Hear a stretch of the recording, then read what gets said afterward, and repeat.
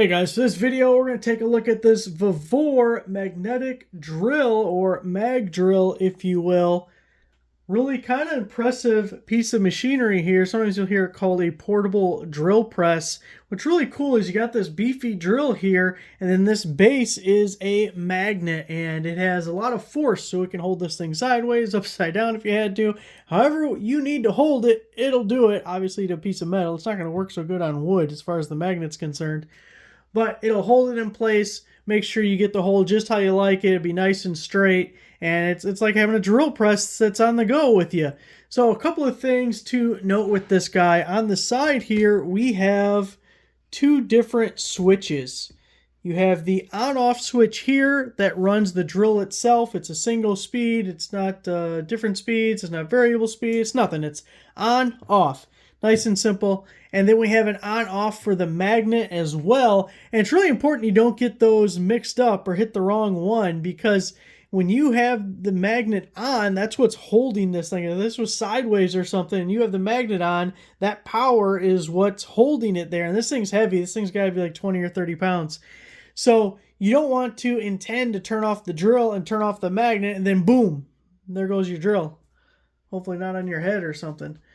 So just keep that in mind. Now, you got to put these little rods, handles, the drill press guys on there, and they just thread on. You can see it's real easy to move up and down, and it's even heavy enough that it doesn't tip over without even the assistance of the magnets. Now, as far as some of the accessories you get your little spittoon. Put your cutting oil fluid in there. So you got to mount this yourself. I don't even know if I put this in the right spot. There was a threaded hole here, and I had a screw that it came with these screws. And I thought, all right, I'm throwing it in right there because I don't see where else I'm supposed to be putting this thing. I guess technically you don't have to attach it at all. You could come up with some other design if you wanted. But the cap comes off here. You put in whatever oil or whatever you're using. And then we have a control valve right here. And then it comes with all this. This tube just pushes into there and it goes in here. And we keep our stuff all nice and lubricated. We do have a handle on the back side so we can carry it, move it around with us. It comes with a safety rope so you can attach it to something if you did lose your magnetism or for whatever reason, it doesn't fall and just go flying. We do have the chuck key, which I think I'm going to come up with some way to attach it somewhere on here so I don't lose it, because so few things nowadays that I use anyways still come with a chuck key. But if we look down here, we got a couple options. You have to put this chuck on here. It's a 1/2-inch chuck, I do believe. And of course you've used one of these before. You just right, so the 3 jaws in it. But the thing is, you put this guy on this shaft, and then we have these 2 set screws here and here. Now, if you didn't want to use this, depending, like this is for a regular drill bit, right? If you were using something like these guys right here, you're going to use this 3-jaw chuck. It also has the chuck for the annular, and that's what the, like a hole saw kind of core bit.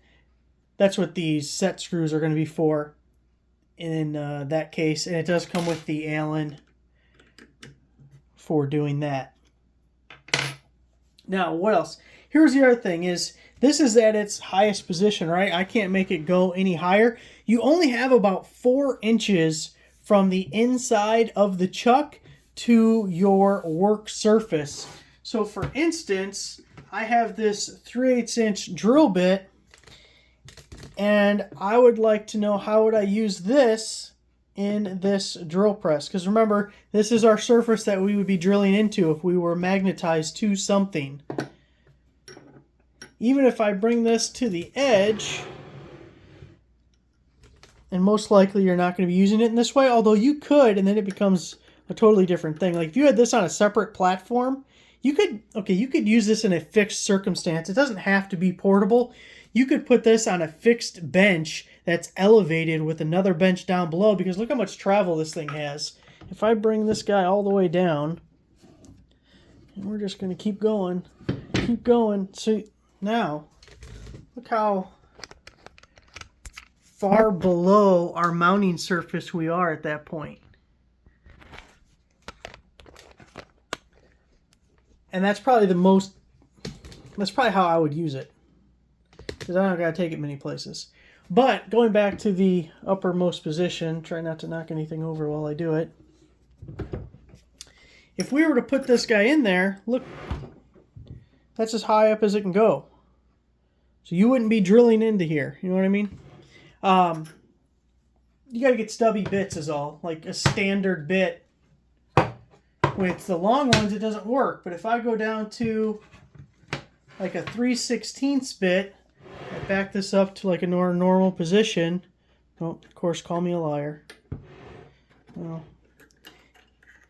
if you chuck the bit first, then you're okay.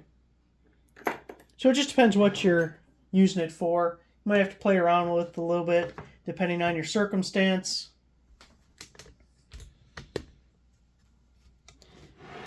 It's a little overview of this guy.